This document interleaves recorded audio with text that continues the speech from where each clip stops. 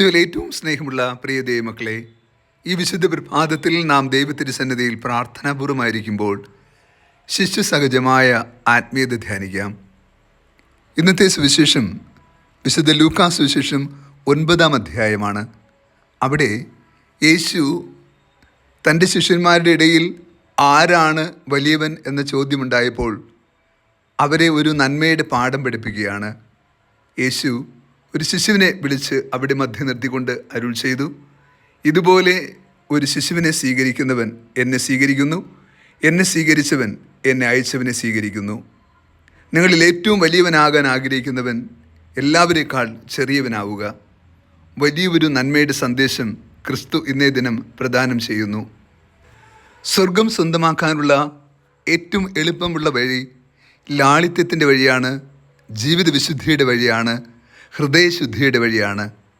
ശിശുക്കളിൽ നാം കാണുന്ന ഏറ്റവും മഹത്തായ കൃപ അതാണ്. അവർ നിഷ്കളങ്കരാണ്, വിശുദ്ധരാണ്. സ്വർഗത്തിലെയും ഭൂമിയിലെയും മാലാഖമാർ ഒരുപോലെ വിശുദ്ധിയുടെ പൂർണ്ണതയിലാണ്. സ്വർഗത്തിൽ ചിറകുകളുള്ള മാലാഖമാർ ദൈവത്തെ ആരാധിക്കുമ്പോൾ ചിറക് നഷ്ടപ്പെട്ട ഭൂമിയിലെ ശിശുക്കളാകുന്ന മാലാഖമാർ ദൈവത്തിരുസന്നിധിയിൽ ഏറ്റവും പ്രിയപ്പെട്ടവരായി നിലകൊള്ളുന്നു. അവർ കരങ്ങൾ കൂപ്പി മിഴികൾ പൂട്ടി പ്രാർത്ഥിക്കുമ്പോൾ സ്വർഗം ഇറങ്ങി വരുന്ന ആത്മീയാനുഭവമാണ്. ദൈവം ഭൂമിയിൽ ഏറ്റവും അധികം സ്നേഹിക്കുന്നതും ശിശുക്കളെയാണ്.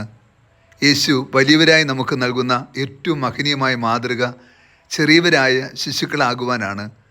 പലപ്പോഴും നാം ചിന്തിച്ചു പോകുന്നില്ലേ, നാം ചെറിയവരായിരുന്നപ്പോൾ, ശിശുക്കളായിരുന്നപ്പോൾ എത്രയോ വിശുദ്ധിയുള്ളവരായിരുന്നു, നന്മയുള്ളവരായിരുന്നു, ലാളിത്യമുള്ളവരായിരുന്നു. എന്നാൽ നാം വളരുന്നതനുസരിച്ച് നമുക്ക് കൈമോശം വന്ന ഏറ്റവും മഹത്തായ കൃപ ഈ ജീവിത വിശുദ്ധിയുടെ കൃപയാണ്. എന്നാൽ ശിശുക്കളിൽ ആ കൃപ സമൃദ്ധമായുണ്ട്. ദൈവത്തെ ദർശിക്കുവാൻ, ദൈവത്തിൻ്റെ തേജോമയമായ മഹത്വം ദർശിക്കാൻ ഏറ്റവും മഹത്തായി നമുക്ക് ആവശ്യമുള്ള കൃപയും ഈ ഹൃദയത്തിൻ്റെ പരിശുദ്ധിയാണ്. അത് ശിശുക്കളിലാണുള്ളത്. അതുകൊണ്ട് യേശു പരിശുദ്ധാത്മാവിനാൽ നിറഞ്ഞ് ദൈവപിതാവിനെ ആരാധിക്കുമ്പോൾ ഇപ്രകാരം പറയുന്നുണ്ട്, സ്വർഗത്തിൻ്റെയും ഭൂമിയുടെയും നാഥനായ പിതാവേ, ഈ കാര്യങ്ങൾ വിജ്ഞാനികളിൽ നിന്നും വിവേകമതികളിൽ നിന്നും മറച്ച് അങ്ങ് ശിശുക്കൾക്ക് വെളിപ്പെടുത്തി കൊടുത്തതിനാൽ ഞാൻ അങ്ങയെ സ്തുതിക്കുന്നു. അതേ പിതാവേ, ഇതായിരുന്നു അങ്ങയുടെ ഇഷ്ടം. അതെ, ഇതായിരുന്നു പിതാവിൻ്റെ ഇഷ്ടം. നമ്മളെല്ലാവരും ശിശുക്കളെ പോലെ ആകണമെന്നും ശിശുക്കളുടെ ലാളിത്യവും വിശുദ്ധിയും സ്വീകരിക്കണമെന്നും ആ ജീവിത വിശുദ്ധിയിൽ നമ്മൾ നിലനിൽക്കണമെന്നുമാണ് ദൈവം ആഗ്രഹിക്കുക.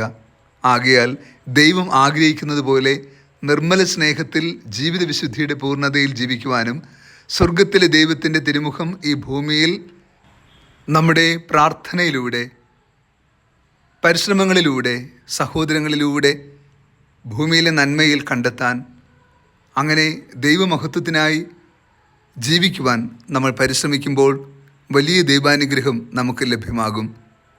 ഇന്നത്തെ സുവിശേഷത്തിൻ്റെ 2-ാമത്തെ ഭാഗം യേശുവിൻ്റെ നാമത്തിൽ വചനം പ്രഘോഷിക്കുന്നവരെ കണ്ടപ്പോൾ അവർ യേശുവിനെ അനുധാവനം ചെയ്യാത്തതിൻ്റെ പേരിൽ അവരെ തടഞ്ഞുവെന്ന് യോഹന്നാൻ പറയുന്ന സംഭവമാണ്. എന്നാൽ യേശു അതിനെടുക്കുന്ന ബദൽ മാർഗം എന്തെന്നോ, നിങ്ങൾ അവരെ തടയരുത് എന്ന് പറഞ്ഞുകൊണ്ട് യേശു ആർക്കും വചനം പ്രഘോഷിക്കുവാനും ദൈവത്തിൻ്റെ കൃപയുടെ ശുശ്രൂഷ ചെയ്യുവാനുള്ള അനുവാദം നൽകുകയാണ്. എല്ലാവരും ദൈവത്തിൻ്റെ മക്കളാണ്, എല്ലാവരും പ്രവചിക്കട്ടെ, എല്ലാവരും നന്മയിൽ ജീവിക്കട്ടെ, എല്ലാവരും ദൈവത്തിൻ്റെ വചനവും മറ്റുള്ളവർക്ക് പങ്കുവയ്ക്കട്ടെ, ആരെയും തടയാതിരിക്കുക, എല്ലാവർക്കും നിഷ്കളങ്കത സ്നേഹത്തിൻ്റെ ബലവും കൃപയും ഉണ്ടാകട്ടെ. ക്രിസ്തു നമ്മളിൽ നിന്ന് ആഗ്രഹിക്കുന്ന ഏറ്റവും മഹത്തായ കൃപ ഇതാണ്. നാം വിശ്വാസത്തിൽ ജീവിക്കുന്നുവെങ്കിൽ, വിശുദ്ധിയിൽ നിലനിൽക്കുന്നുവെങ്കിൽ, ദൈവത്തിൻ്റെ മനസ്സിനൊത്ത് അവിടുത്തെ കൽപ്പനകളും ചട്ടങ്ങളും പാലിക്കുന്നുവെങ്കിൽ, വചനാധിഷ്ഠിതമായി ജീവിക്കുവാൻ നമ്മൾ പരിശ്രമിക്കുന്നുവെങ്കിൽ നമ്മുടെ ജീവിതം അനേകർക്ക് സാക്ഷ്യമാകണം. നാം വചനം പങ്കുവയ്ക്കുകയും പ്രഘോഷിക്കുകയും വേണം. കർത്താവ് നിങ്ങളോട് കൂടെ.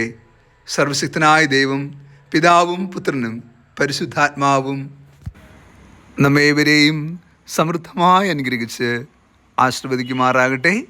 ആമേൻ.